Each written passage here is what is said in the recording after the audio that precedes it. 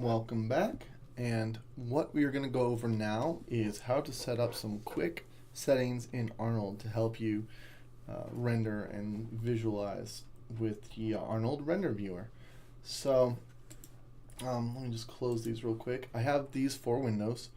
It helps. I use these two to lay out where my objects are, and I use this upper one to move around the scene and see what I'm looking at, right? And I can hit 6 here to give me my texture sets. There it goes. And then I use this bottom one here to, this is my actual render camera, which, you know, is just a new camera that popped out, right? So here we go. Here are the texture sets. And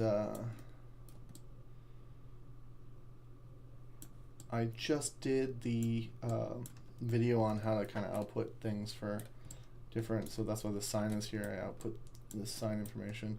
Let's move this sign to kind of where it's supposed to be. I'll flip it around like so. Probably can set that to be 180 up here. And then I want to move that sign. And again, this is why I have these. It's a little easier to move things around like this. So I'll pop this on over here. I think that what I want is this barrel out of the way. That barrel's covering a little crack in the wall. But I want this sign. I think I want this sign to cover that crack. Alright, so kind of upsize that sign a little bit.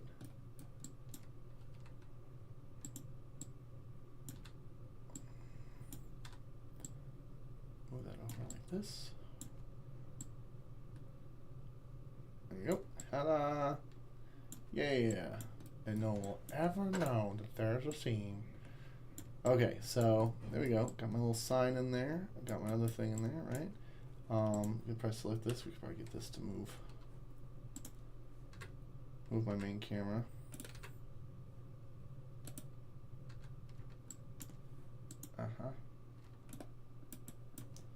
That's my mistake. Stop selecting this, please. Okay.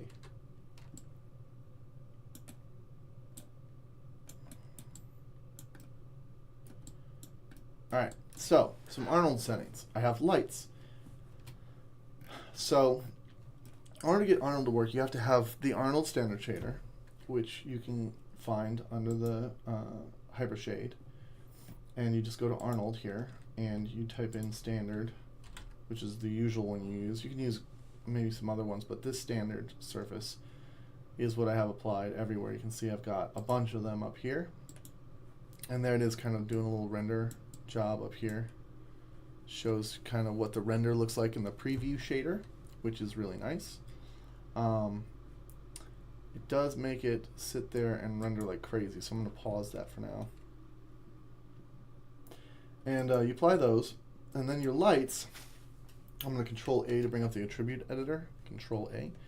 And you can see that my lights here, they are set up to, you got to turn off the normalize so that their area light size will make an equivalent shine. Intensity, exposure helps to increase the light and darkness of the scene. And those are pretty much the main issues with the lighting. It's pretty straightforward, really. The big thing, though, is that you want your Arnold renderer. So you go up here and click on your render settings. And you're going to want to go to System, and you want to probably turn Progressive Refinement off because it'll save you a little memory. You can turn that back on when you do a final render. Initial sample levels I have set to 0 for previewing purposes. I am running -1 threads. You can auto-detect the threads, but this has to do with the CPU processing. It's a direct CPU processor. It doesn't render through your GPU, your graphics card, just from your processor directly on your computer. And however many processing threads you have will determine You can kind of set it. It'll take all of them if you want. But if you set it to a -1, it will use all but one of your processing threads. And so I have that set up so I don't burn out my computer while I sit here and video record, right? So that is pretty much the settings you want here. You can mess with these samplings a little bit more later on. But the bigger settings are going to be the Arnold Render. And here you have your cameras, anti-aliasing, your diffuse, your specular, your transmission. I don't actually have any subsurface scattering going on in this scene yet, so this could be just 0, and it would probably save me some time. I don't have any transmission either. I could probably set that to 0. That's referring more to like refractions and such. And then if we go down to ray depth, you'll see that there's also a number of ray depth systems in here. The total is at 30, but really I'm only using an increased sampling of 10 on the diffuse and an increased sampling of 5 on the specular, so I could just set this down to like 15, and it would count that. Anything less than the numbers here, though, is going to cut short the rendering samples that you have set up in your ray depth, which is all about how the lighting's moving around the scene. The sampling up here is talking about sort of how the camera is interpreting information. And you can see the camera's anti-aliasing samples is set to 1. As you move this, it's not a 1-to-1 ratio. If I set it to 3, I get 9 because it's actually a squared ratio, right? And it increases all of the samplings.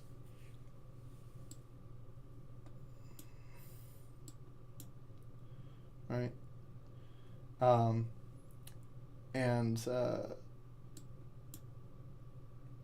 It's just going to increase sort of like the potency of the rest of your setup. So let's turn that down to 0 or even -1. If I do -1 on both of these, we're going to get a pretty quick like render. Let's see how that looks. So I'm going to go on back here and set these render settings to the side. And if I go to Arnold and I open up the render viewer, it's going to show my render view, right? And I'm going to hit play so that I can watch it. And it'll start rendering this view down here. Takes a moment usually for it to kind of spool up. So give it a moment. There you go.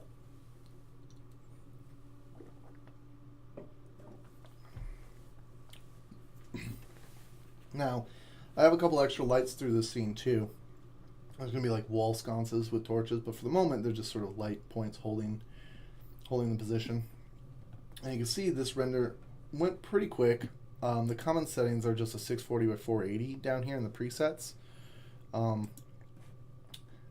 It's pretty fast. You can adjust sort of the exposure here in this lighting setup, which is nice. You can kind of get a look at things. You can save them by clicking down here, and now I have a rendered snapshot that I can look at. I do have to click this eyeball to go back to the scene, and you can see I can kind of move my camera around, and it will do sort of like a real-time render process, which is really neat. Right, as we move around, you can kind of see the different pieces.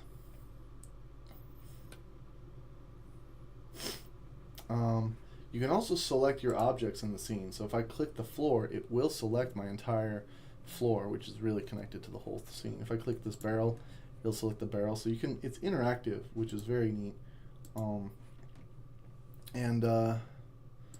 just want to double check something here.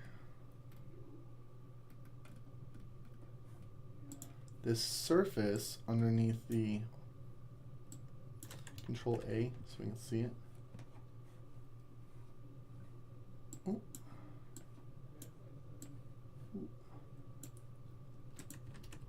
There we go. Let's see here. I do have some pieces attached to that, and I want to double check the layout. What is this? The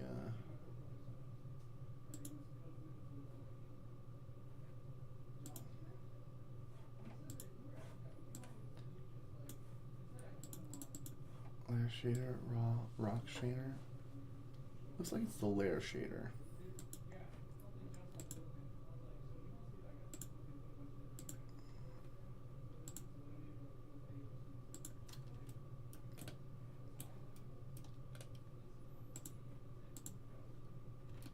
There it is.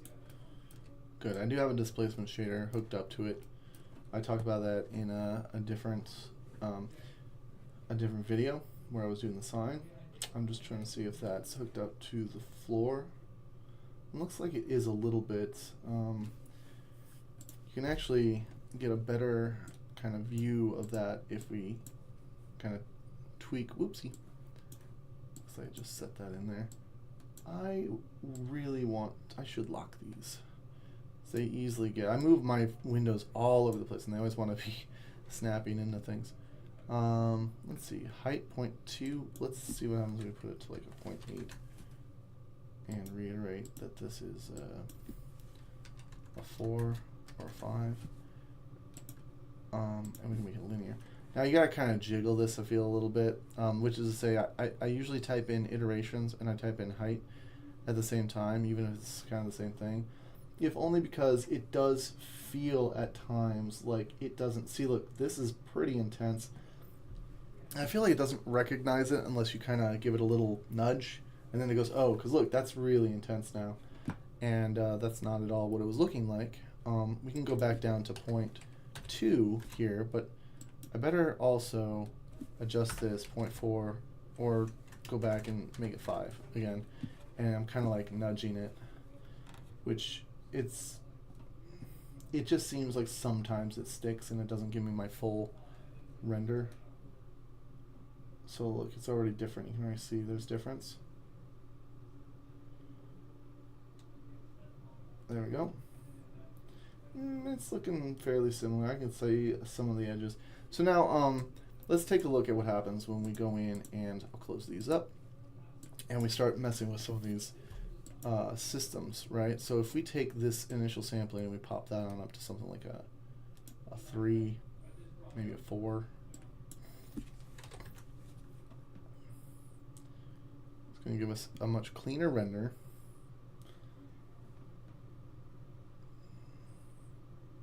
And it does increase the time. So it will take longer, right?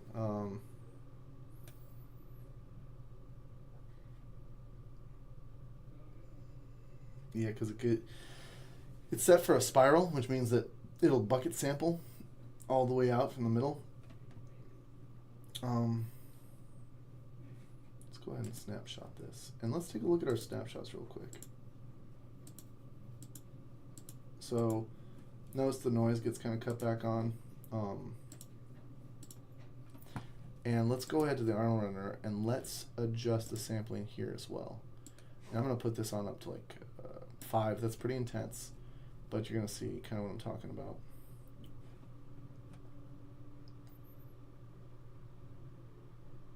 And you can see it kind of spirals out from the center, but it will take longer now.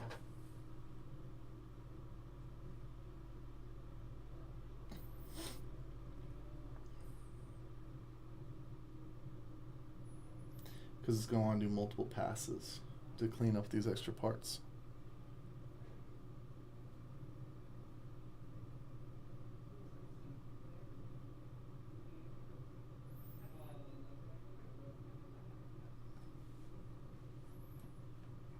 And you can already see that the specs in here, the pixel samples, are much smaller. It samples much more of the area, and it breaks those pixels down to a much smaller sampling area. Like it's now just like little dots, right, as it runs through, and it basically gathers up all of those. And I think it'll even go further than this. It gets really hard to tell when it's done, to be honest. Because when you do a full-on render up here, you'll see it'll end and it'll give you a time. And the Arnold Render will just continue to make small little refinements all the way through, and you kind of miss on it. Now I hear my computer still running, so I assume there's still little refinements being made throughout. But yeah, so there you go. That's the difference. I would like to point out that this, even if we'll even save it right now, and when we look at the difference here, right? It's just that there's much bigger specklings, and it's going to sample and make these a lot tighter. And the more you kind of adjust these setups here, the better you're going to get a render out of it. The longer it'll take, but the better.